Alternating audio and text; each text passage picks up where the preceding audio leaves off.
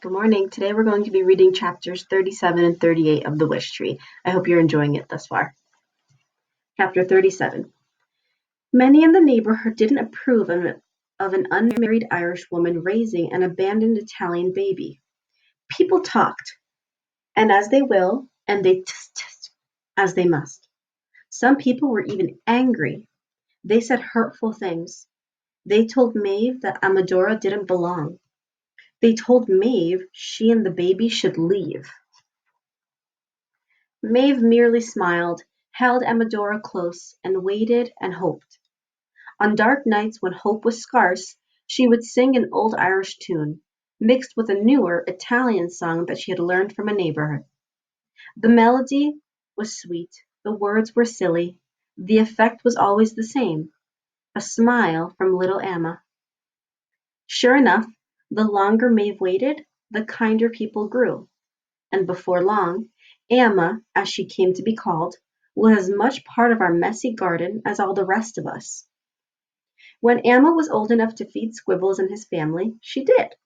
When she was strong enough to climb me, she did. And when she was ready to make wishes of her own, she did. Amma grew up steady and honest and kind, like her mother, and had babies of her own, and then grandchildren and great-grandchildren. Eventually, Amma and her husband bought the little brown house, and the one right next to it, and painted them blue and green. Years later, they purchased a house across the street and began to rent the blue and green houses to other families.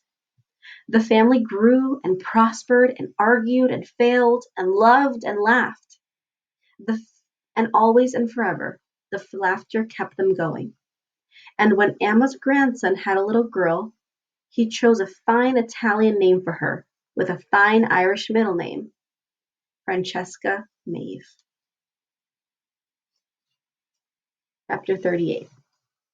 As for me, my reputation grew. Hadn't Maeve's wish come true in the heart of a wish tree? Didn't that mean anything was possible? Of course, as Squibbles often reminded me, I'd had nothing to do with it. This isn't a fairy tale, Red, he would say. But people are full of longings, and decade after decade, the hopes kept coming. A blessing and a burden it has been, all those wishes, all those ears. But everyone needs hope.